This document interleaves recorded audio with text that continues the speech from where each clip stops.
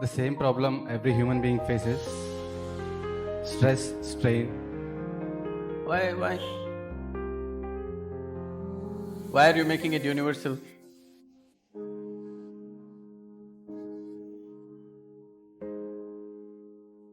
You are assuming that.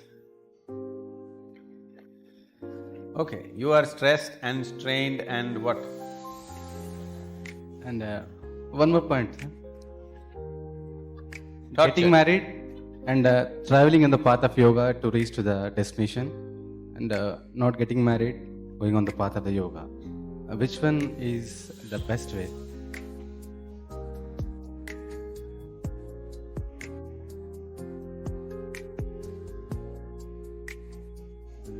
So he has named his wife and children as stress, strain, torture.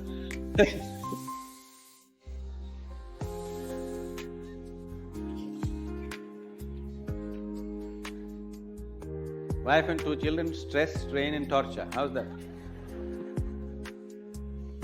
I don't want you to travel on the path of yoga. Whatever goddamn path you're traveling on, take yoga with you.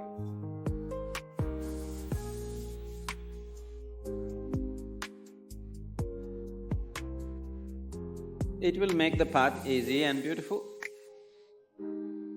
Whether you go north or south, if it is dark, you take a torch, isn't it?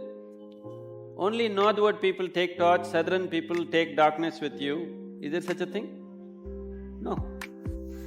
So, you getting married is because of your needs. You were not born with your wife, were you? You were born like this, a complete human being. Because you have certain needs, physical, psychological, emotional, maybe financial, social, that also is there, right? So, various needs. Marriage is generally supposed to be a package which deals with all these needs. Physical needs, psychological needs, emotional needs, social needs, sometimes financial needs also. So it is a comprehensive package that if you get married, all these problems are solved in one shot. Sometimes they may refuse to fulfill some of your needs. So you get stressed, strained and tortured. I want you to understand, you married for your well-being, not as some sacrifice for somebody's sake. You married for your needs and your well-being, isn't it? You better remember that all your life. You married and tied up the other person with you because you have needs. You did not do it for the other person's sake. Yes or no? Let's be straight about this. Yes or no? Yes. You remember this? If you remember this, you live in little gratitude, okay? You… if not all the five pancha and the five needs, at least two you fulfill for me, thank you very much, isn't it? All the five perfectly, maybe they did not fulfill, at least two or three they fulfilled, right? Your husband or your wife? Did they, didn't they? If they did not fulfill anything, I don't think you would be there by now. Yes or no? If they did not fulfill any of your needs, I do not think you would still be there.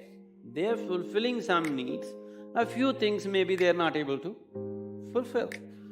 So are you. You are also not able to fulfill every one of the needs of the other person. Some you're fulfilling, some you're not, isn't it so? So, why did this become stress, strain and torture?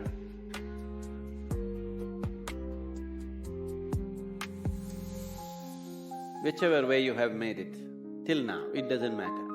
If you're willing, in 3 days' time, it doesn't matter how bad your situation is, in 3 days' time, you can bring it to a semblance of peace. If not love, if not ecstasy, at least you can bring it to a peaceful state in 3 days' time if you are willing, 100%. Yes or no? At least you can shut up. Simply. whatever happens. Peace will happen. And maybe they will love it.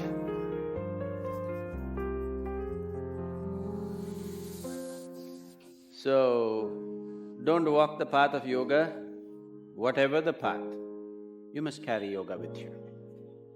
If you carry yoga with you, it'll light up your path, whatever path you have chosen.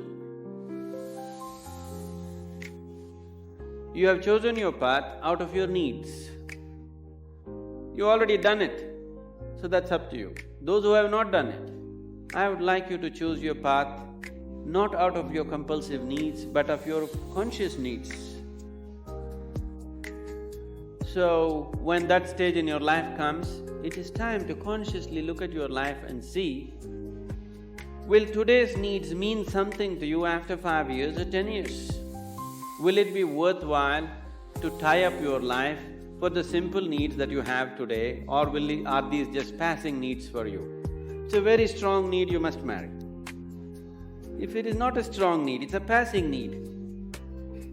You can work out your needs probably by just going to a cinema, then no need to get married, you know. Yes, many people are like this, their needs are not very strong, it's just passing. But social structure tells them you have to. Not necessary. It must be a conscious choice. Whichever way you go, it must be your conscious choice, not compulsive choices. Because if you choose compulsively, you will always take it out on the people around you. Because you feel like a slave and you don't like it, so you take it out on them and they will take it out on you. So, it is not about what you're doing, it is about how you do it. What you're doing is according to our requirements, but how you do it will determine the nature of your life. Is it an advantage to walk single rather than walk with people? Yes, if you want to walk rapidly. In Africa there is a saying, they say, if you want to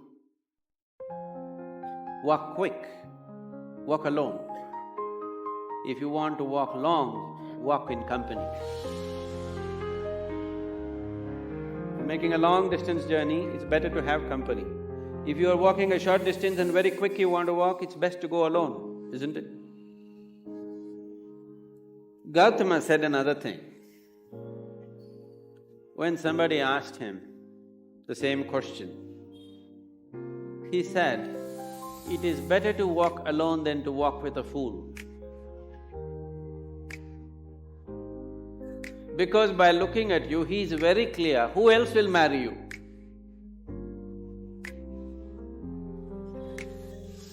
So that is Gautama's way of working. So he said, he's always discouraging people to take company. He said, this life is a brief walk, why do you need company? When you leave this body, it's a long place, there I will be there. This is the offer. But you think life is long.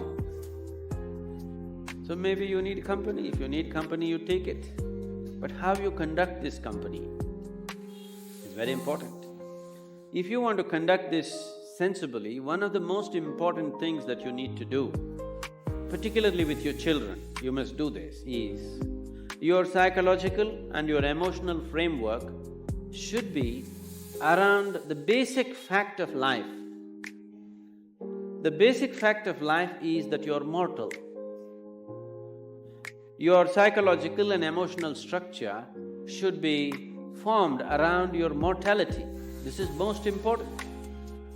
If you're constantly aware that this is a brief life, any moment you will fall dead actually, then you would organize your life and conduct your life in a certain way.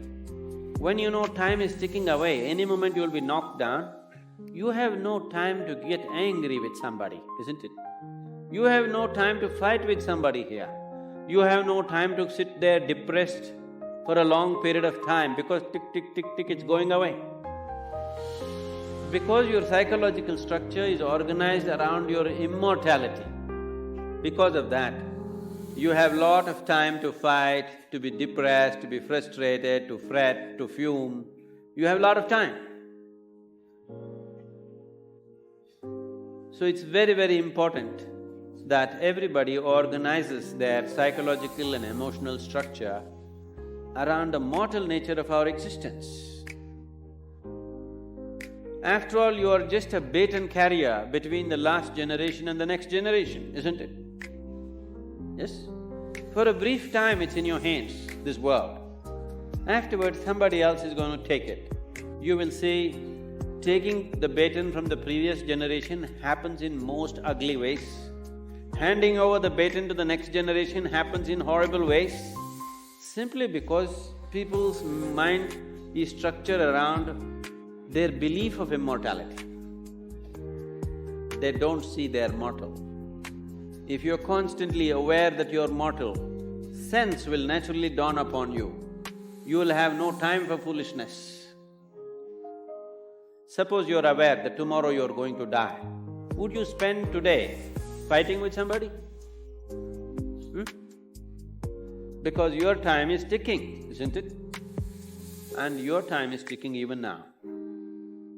Not after a doctor diagnoses you with some horrible disease. Even now it's ticking, isn't it so? If you want to explore the possibility of what this is, the immensity of what this is, then the time is ticking too rapidly. And time is an extremely relative experience. If you're joyful and blissful, even if you live to be 100, it's a very brief life. It's gone in no time. So, in this brief life, where do you get time for stress, strain and torture? I don't know. Where you get time? This is simply because you think you're immortal. This is the biggest mistake you have done. It is just a brief journey. You must conduct it as gracefully, as blissfully as possible. If you do not know the cosmos, at least you must know this piece of life before you fall dead. That must happen to everybody.